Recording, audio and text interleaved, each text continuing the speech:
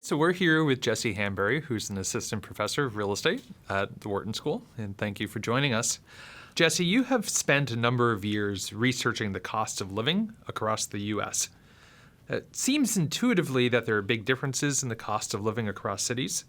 For example, New York City seems extremely expensive. Is that right? There are cities that are expensive, right? If you think in the context of how much does it cost to buy things in that location. So when we think of a cost of living, that's the first place we tend to go. We think about how much are firms charging for goods and services in that location, how expensive is housing and the like. And when you look at the data, households pay more for products, for the bundles of goods they're buying in cities like New York than they pay in, say, smaller cities like Des Moines. But these differences mask a lot of variation in what people are actually buying and also in what these different people's tastes are for these products.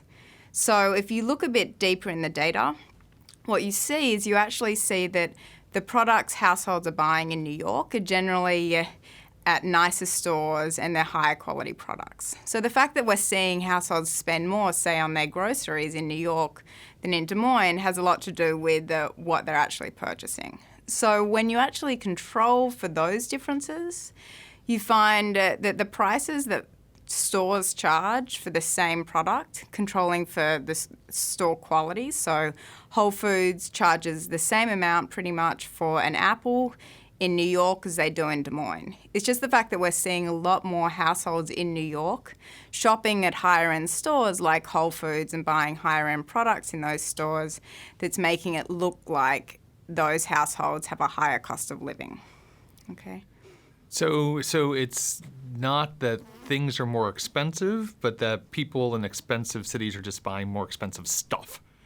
Yeah, so it's not that individual products are more expensive. Okay. The fact that households in more expensive cities are buying more expensive stuff tends to indicate that perhaps there's more expensive stuff available there than in these smaller cities, and that these households have different tastes for products, right? They want more expensive products. So the cost of living differences actually derive not from the prices of identical products being different, but the fact that cities like New York supply a much greater variety of products in general. So New York has, for example, 4 times the variety of products available to a city like Des Moines, relative to a city like Des Moines. And this ends up making New York, for the average household, about 10% cheaper if we're thinking about, say, grocery prices than a smaller city like Des Moines. So the expensive cities, right, are actually cheaper once you think about, what you can purchase there. Well, suppose I'm someone who really just does not like organic food. Yeah. Right? So, and I'm in New York. How does it look for me? Well, certainly part of the reason that New Yorkers are buying these more expensive products, yes, it has to do with the fact there's more available there, but it's also that they want these products, right? And so, a Blue Bakery brioche roll might be completely irrelevant to a lower income household, so that's not going to impact their relative cost of living between Des Moines and New York. But for a high income household who depends on that brioche roll every morning, right, it might have a very large impact on their cost of living, the fact that they can't get that roll in Des Moines, whereas they can get it in New York. So when we're thinking about the cost of living, we really want to think not just about accounting for prices and variety, but how much do different households value that variety. So it's really in the eye of the beholder. So if you were to take, someone with gentrified tastes and put them in Des Moines, right? Is Des Moines a cheap place for them? Is Des Moines an expensive place? Is Des Moines cheap but they're unhappy? How does that look? When we say cheap versus expensive, yeah. I'm really thinking about how much does happiness cost. Okay. Right. So for someone with gentrified tastes, a city that doesn't offer the products that they want to purchase, right? The cost of utility, the cost of happiness for them is going to be higher in that location. So either they're going to be less happy or they're going to be spending a lot of money to try to substitute away for these products that they can't access there.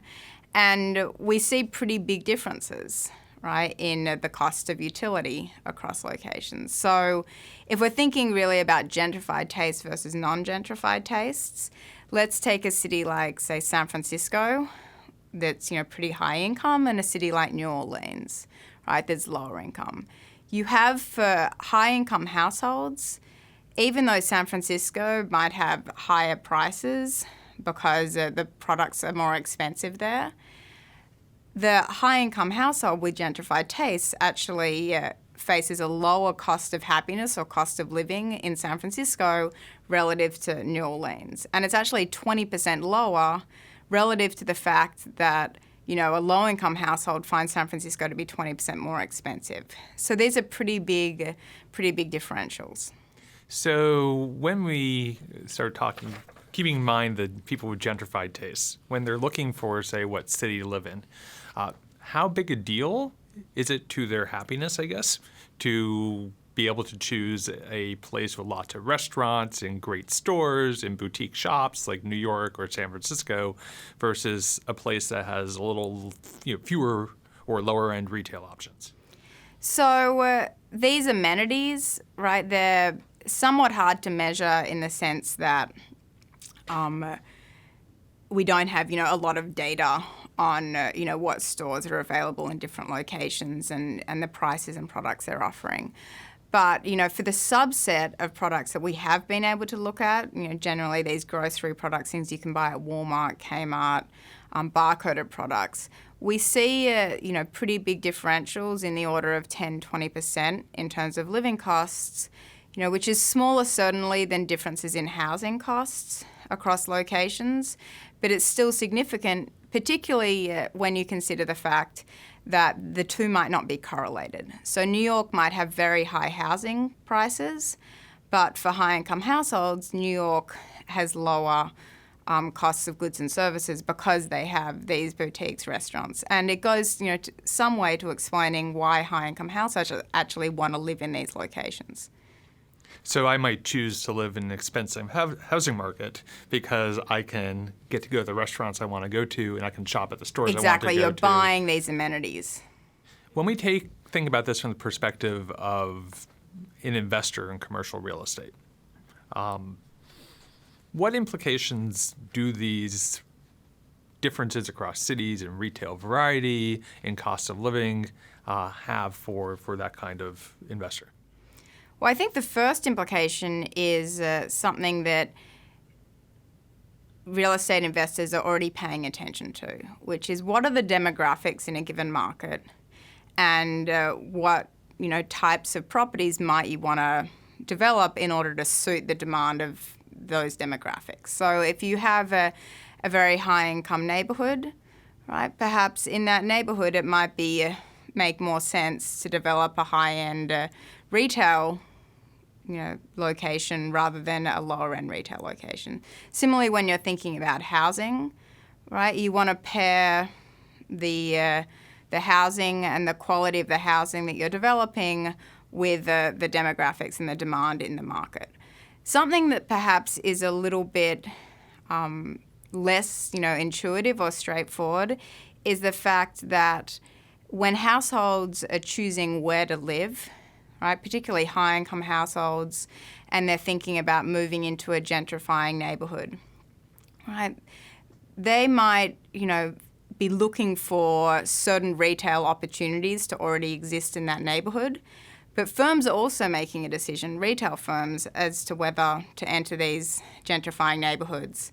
And there's a coordination problem that we're faced with where there's not demand yet in the neighbourhood, but there's also not the supply of stores, right, in these neighbourhoods or these amenities to suit the tastes of the high-income households. And you might need both to enter at the same time. So there is an opportunity for real estate developers by developing high-end mixed-use properties in neighbourhoods that perhaps they think have the potential to be gentrified in order to solve the coordination issue and to essentially bring both the amenities and the higher income households at the same time. Okay, so the mixed-use development bootstraps the mix of the provision of the boutique food or the Whole Foods or the Trader Joe's or whatever with the clientele that wants to be in those shops.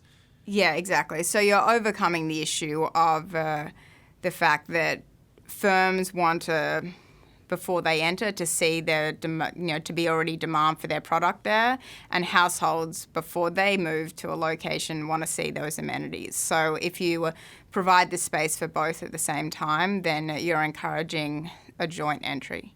And is the implication of the work in your field that initial start tends to snowball? Yeah, so once there is a demand in a location, we generally think that firm entry is going to happen endogenously. So once there's a minimum level of demand for a certain product, right, firms can essentially support the distribution of that product in a location.